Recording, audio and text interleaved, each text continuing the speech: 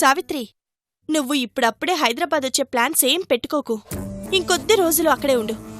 రేపు సత్యకి దూరం అయ్యాక ఎక్కడుండాలి, ఎలా ఉండాలి అనేది ప్లాన్ చేసుకో. ఏ నేనింక జైల్లోనే ఉన్నాననుకున్నావా? నమస్కారం అమ్మా. నమస్కారం అండి. ఏంటమ్మా అర్జెంటుగా రమ్మని ఫోన్ చేశారు? ఏంటి విషయం?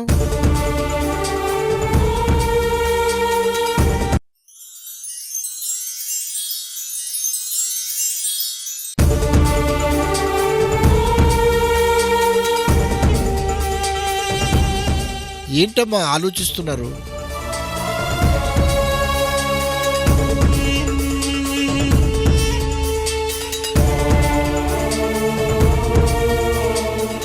నేను మీ కుటుంబానికి బాగా కావలసిన వ్యక్తిని. మీ నాన్నగారు బ్రతికున్న రోజుల్లో ఆయనకి అత్యంత ఆప్తుణ్ణి. ఎలాంటి విషయమైనా నాతో చెప్పడానికి తమను సందేహించాల్సిన అవసరం లేదు. చెప్పండమ్మా. అది నాకు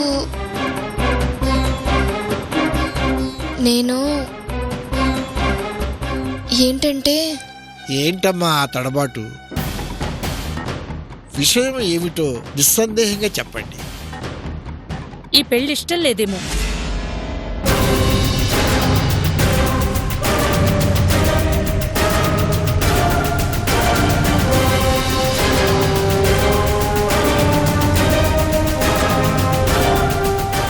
ఇష్టం లేకపోవటం ఏమిటమ్మా? వాళ్ళిద్దరికీ పెళ్లి చేయాలని మనం నిర్ణయించాం. తన నిర్ణయం ఏమిటో తెలుసుకోలేదుగా.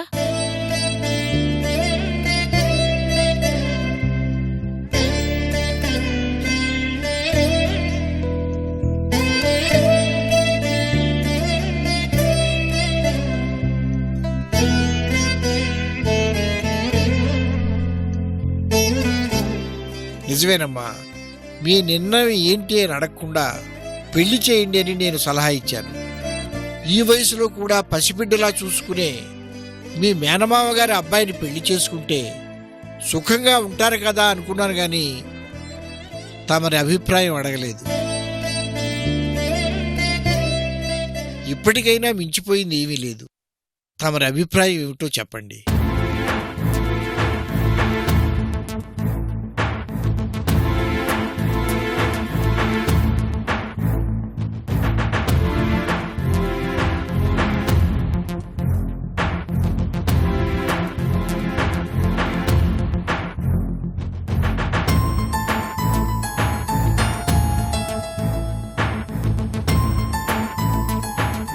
చెప్పండి అమ్మాయి గారు.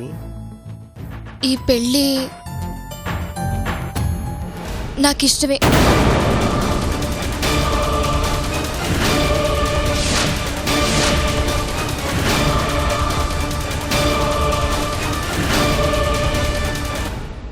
మరి నన్ను అర్జెంటుగా రమ్మని చెప్పడానికి కారణం?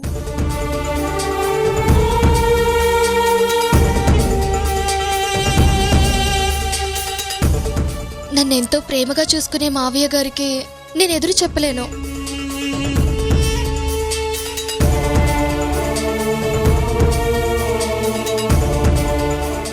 నాకింకా చదువుకోవాలనుంది.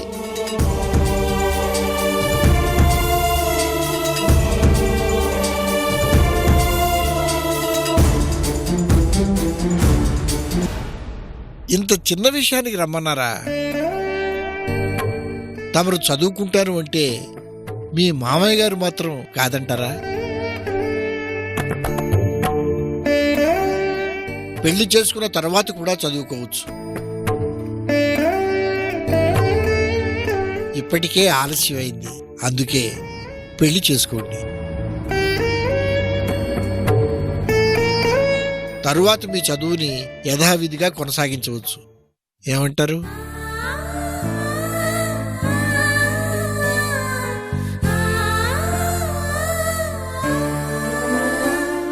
అలాగేనండి. చదువు గురించి మీ మామయ్య గారిని మీరు అడగటానికి సంకోచిస్తున్నారు కాబట్టి ఆ విషయం నేను మాట్లాడతాను. మరి నన్ను వెళ్ళి రమ్మంటారా? అలాగేనండి.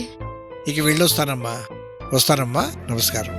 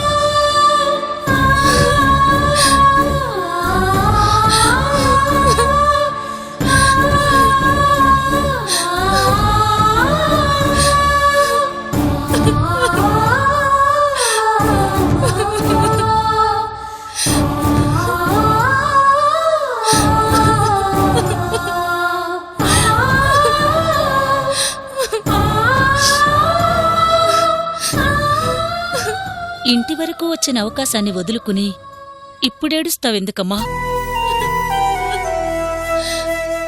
ఒక రాక్షసుడు మరో రాక్షసుడికి నిన్నిచ్చి పెళ్లి చేయాలని చూస్తున్నాడని నీకు తెలుసు. ఈ పెళ్లి జరిగితే నీ జీవితం ఏమవుతుందో నీకు తెలుసు. అయినా ఈ పెళ్లి నాకిష్టమే అని ఎలా చెప్పావో నాకర్థం కావట్లేదు. ఆయనుండగా నువ్వు మాట్లాడలేవు, నేను మాట్లాడలేను. ఆయన లేని సమయంలో రమ్మన్నాం. పాపం లాయర్ గారు నీ మాట కాదనకుండా వచ్చారు. ఒక్క మాట, ఈ పెళ్లి నాకిష్టం లేదు, నన్ను బెదిరించి బలవంతంగా ఈ పెళ్లి కొప్పించాలని చూస్తున్నారని ఒక్క మాట చెప్పుంటే నీ తలరాతే మారిపోయేది కదమ్మా. ఈ పెళ్లి ఇష్టమే అని నీకెలా చెప్పాలనిపించింది? ఎందుకు చేజేతులా నీ జీవితాన్ని నాశనం చేసుకుంటున్నావు? మాట్లాడవేంటమ్మా? ఒక్క మాటతో నీ కష్టాలన్నీ తీరిపోయి సుఖంగా బ్రతికే అవకాశం వచ్చినా ఎందుకు చేజేతులా నీ జీవితాన్ని నాశనం చేసుకున్నావు? నీ బాధ నువ్వు చెప్పుంటే నేను చెప్పాల్సింది నేను చెప్పేదాన్ని కదా. చెప్పు, ఎందుకు అబద్ధం చెప్పావు? మాట్లాడవేంటే? చెప్పమ్మా.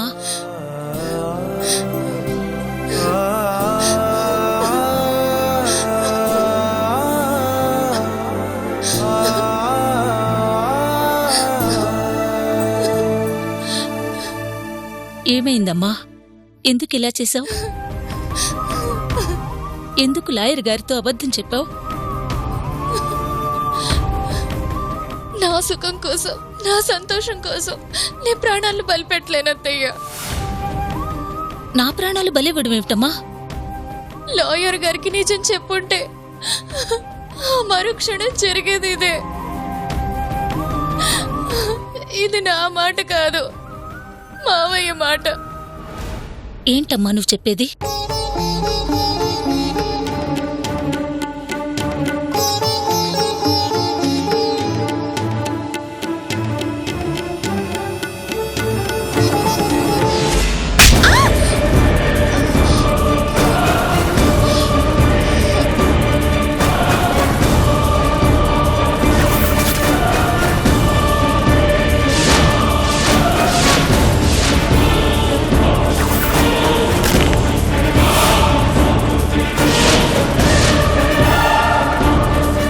ఏంటి? నా గురించి ఆ లాయర్కి చెప్పేద్దామనా? అంత ధైర్యం నీకు ఎక్కడి నుంచి వచ్చిందే? నా పేరు వింటేనే వణికిపోయే నువ్వు ఇంతకు తెగించావంటే ఈ ధైర్యం నీది కాదు. ఎవరిచ్చిన ధైర్యం ఇది? ఎక్కడి నుంచి వచ్చింది ఈ ధైర్యం? చెప్పు, చెప్పవే, చెప్పు, చెప్పు. నాకే ఫోన్ చేయాలనిపించి నేనే ఫోన్ చేశాను మావయ్య. అంటే ఫోన్ చేసి ఆ లాయర్ గాడికి మా విషయం అంతా చెప్పేసి ఇన్నేళ్ల నా కలని కష్టాన్ని నాశనం చేద్దామనుకున్నావా? నీ కుటుంబంలో ఎవరిని మిగల్చకుండా నిన్ను మాత్రమే మిగిల్చింది ఈ ఆస్తి నాది కావడానికి ఉపయోగపడతావని. ఉపయోగం లేదనుకున్న మరుక్షణం నా అక్కనే బతకనివ్వలేదే. నువ్వెంత?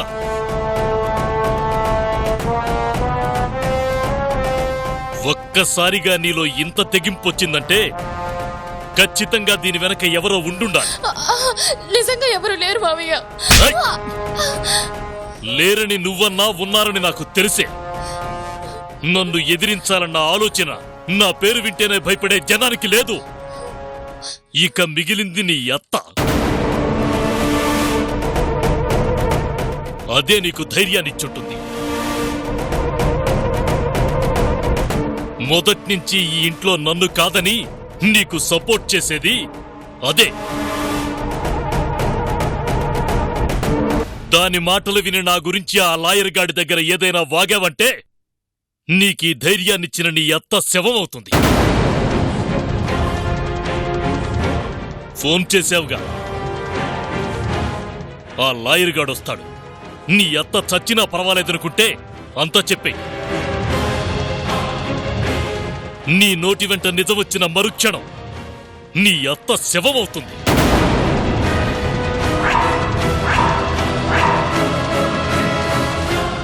అది గుర్తుంచుకో, అది గుర్తుంచుకో.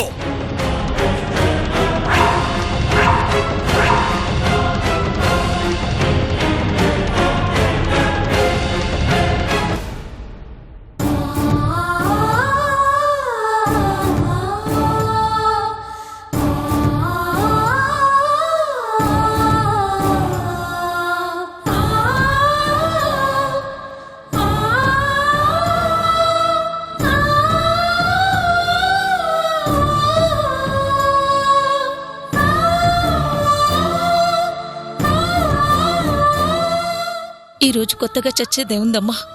ప్రతిరోజు చస్తూ బ్రతుకుతూనే ఉన్నాను.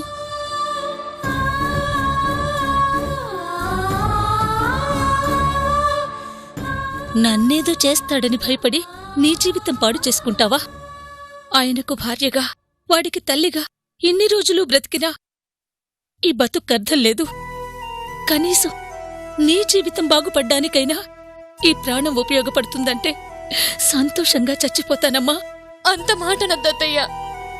మాట కాదమ్మా, మనస్ఫూర్తిగా చెప్తున్నాను. నా గురించి ఆలోచించొద్దు.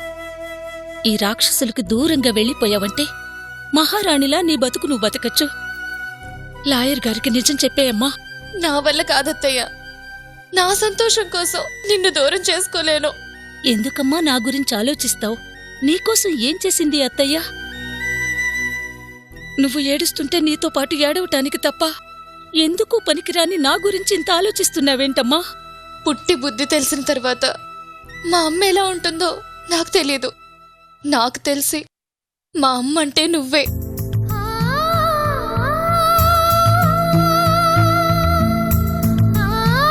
నా ఆనందం కోసం అమ్మని పోగొట్టుకోలేను.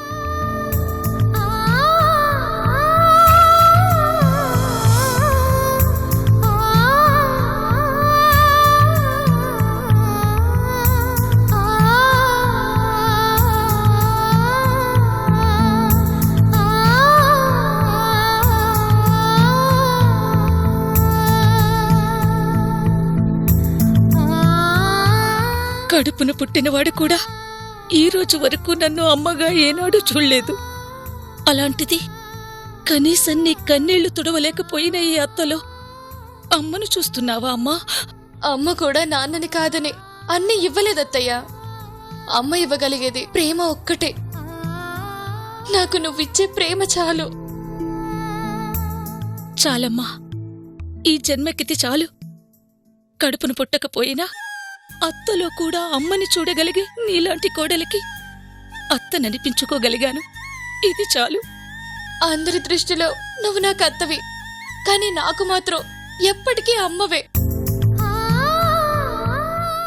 అందుకే నిన్ను నేను ఎప్పటికీ దూరం చేసుకోలేను.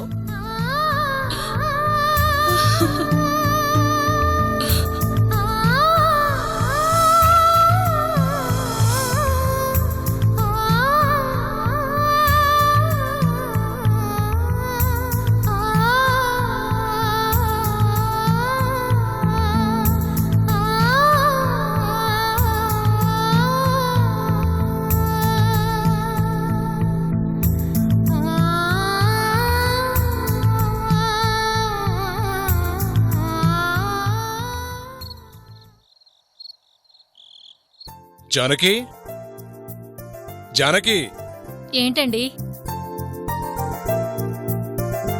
రేపు అమ్మాయిని హైదరాబాద్ పంపించడానికి టికెట్. అదేంట్రా అప్పుడే పంపిస్తావా? 4 రోజులు ఉంచుకుంటే నష్టమేముంది? నష్టం మనకేం ఉండదమ్మా.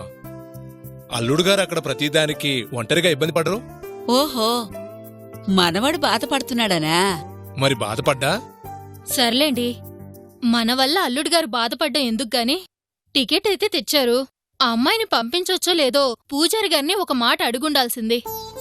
అది కూడా అయింది. రేపు ఉదయం 9 గంటల వరకు అమ్మాయిని గడప దాటనివ్వద్దు అన్నారు. అందుకే 10 గంటల బస్కి బుక్ చేశాను. రామ్మ సావిత్రి, నీ గురించే మాట్లాడుకుంటున్నాం. రేపు ఉదయం 10 గంటలకి నీ హైదరాబాద్ ప్రయాణం.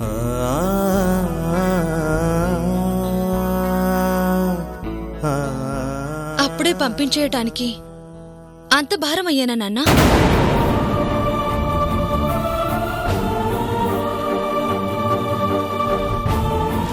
అదేంటమ్మా అలా అన్నావు? మరి రాక రాక ఇంటికొస్తే అప్పుడే పంపించాలి అనుకుంటున్నారు. ఎందుకని? వచ్చావు కదా అని నెలలు ఉంచుకోవడం బావుండదమ్మా. అక్కడ అల్లుడు గారు ఒంటరిగా బాధపడుతుంటారు కదమ్మా. టౌన్లో తిండికి వాటికి అన్నిటికీ ఇబ్బందే కదా. ఆయనకేం ఇబ్బంది ఉండదు. ఆయన ఇబ్బంది పడతారనుకుని మీరు నన్ను ఇబ్బంది పెడుతున్నారు. ఇందులో ఇబ్బందే ఉందే? నీ భర్త దగ్గరికి నిన్ను పంపించటం తప్ప? అల్లుడు గారిని వదిలి ఉండాలంటే అస్సలు ఒప్పుకునేదానివి కాదు. కొత్తగా ఇలా మాట్లాడుతున్నావేంటే? ఎప్పుడూ భర్తనే కాదు, అప్పుడప్పుడు అమ్మా నాన్నల్ని కూడా చూడాలనిపిస్తుంది.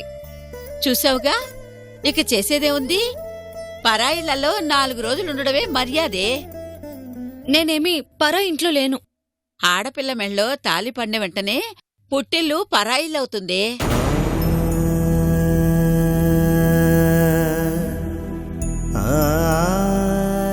ఒంటరిగా భర్త తోడు లేకుండా వచ్చిందంటేనే చెవులు కొరుకునే జనాలు కొరుక్కుంటూనే ఉంటారు. అలాంటిది ఇక్కడే ఉంటున్నావంటే రకరకాలుగా మాట్లాడుకుంటారు.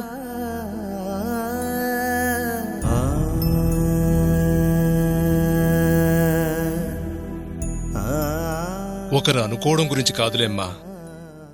అల్లుడు గారు ఒంటరిగా ఉండటం ఇబ్బందిగా ఉంది అని చెప్పలేక చెప్పారు. అయినా నువ్వు వెళ్ళకపోతే బావుండదు.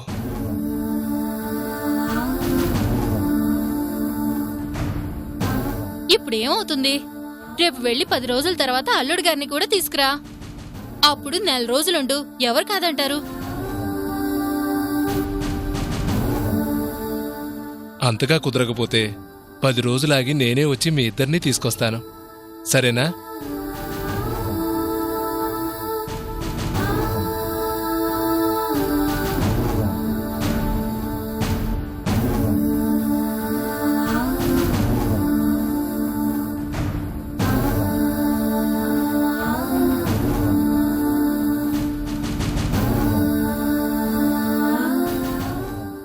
మ్మ్.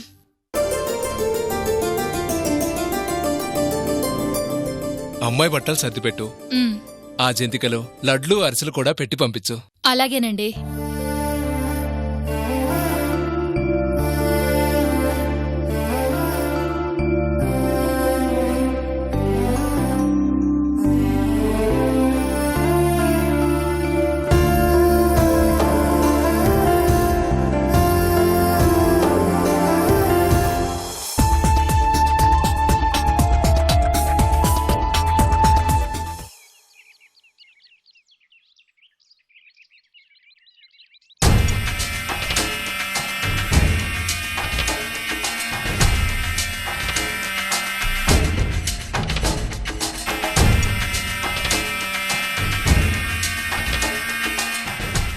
రాయ్,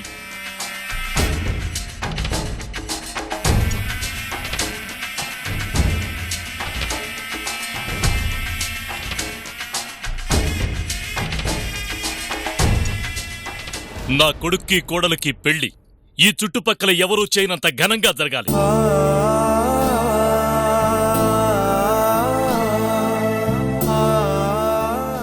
ఈ పెళ్లి గురించి ఈ ఊరికే కాదు, ఈ చుట్టుపక్కల గ్రామాల్లో అందరికీ తెలియాలి. అర్థమైందా? అర్థమైందయ్యా. వెళ్ళి ఆ పనుల్లో ఉండండి. సరేనయ్యా.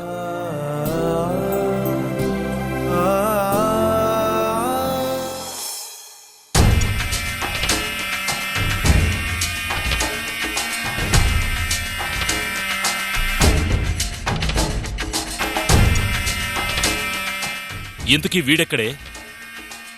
ఏంటన్నా? రేయ్, పెళ్లి కొడుకువి ఇంకా ఇలాగే ఉన్నావేంట్రా? వెళ్ళి పెళ్లికి రెడీ అవు. దీని మెడలో తాళి కట్టడానికి కూడా సూటు బూటు వేసుకోవాలా? దీనికి మొగుడిని అనిపించుకోవడానికి నేను ఇలా ఉంటే చాలదా? రేయ్, ఇప్పుడు మనం ఏం చేసినా అది జనం కోసం. ఇన్ని రోజులు మనం ఏ నాటకం ఆడినా అది ఈ 4 గోడల మధ్యనే జరిగింది.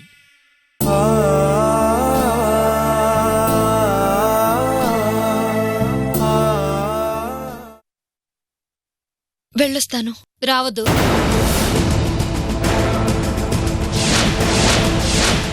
అదేంటి పిల్ల శుభవా అంటూ బయలుదేరుతుంటే అలా అంటావేంటి?